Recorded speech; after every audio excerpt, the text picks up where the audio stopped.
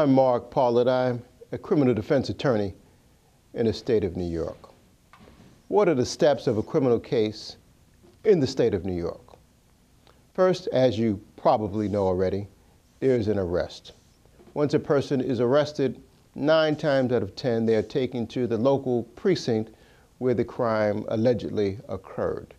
There, the police will begin the booking process.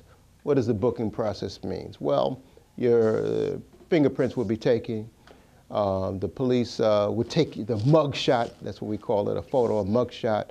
Your pedigree information, what does pedigree mean? That means your name, your date of birth, how long you live at the address, your height, any tattoos, eye colors, things of that nature. The police would also seek, in many cases, to get a statement from the arrested person. Let me say right now, never make a statement to the police without an experienced criminal lawyer being present. There may also be some type of identification procedure that I'm sure you've heard of, a lineup. After the paperwork or lineups or procedures are done at the precinct, the person will be taken to central booking. After central booking, the person is taken to what we call arraignment. Arraignment is the first opportunity that an arrested person has to see a judge and hopefully get released without a bail being set, or if a bail is set, the lawyer can argue for a reasonable bail to be set. After the arraignment, the person will come back to court, and if it's a felony, they would be subject to the grand jury. Everyone in the state of New York has a legal right to testify in the grand jury. What does a grand jury mean? The grand jury means that a group of people that are citizens of that particular county that will hear the evidence against you. They will hear the police or the witnesses against you. And again, you have the right to testify on your own behalf and tell the grand jury what is your defense. And basically, if the grand jury believes you, they have the power to dismiss the case outright, and the case is over.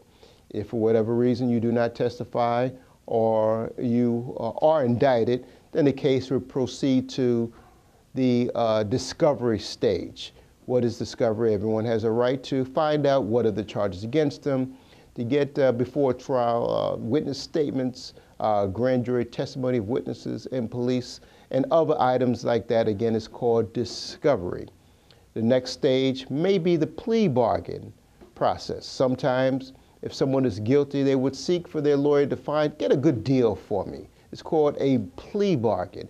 What that basically means, for example, I'm going to use the worst case scenario, but if someone is accused of committing a murder in the state of New York, if you are convicted of murder, you can get as much as 25 years to life. If you are guilty, then your lawyer may be able to get a deal, a bargain with the DA and say, listen, my client is guilty. If he pleads guilty and we don't go to trial, can you give him 15 years flat instead of possibly spending the rest of his life in jail?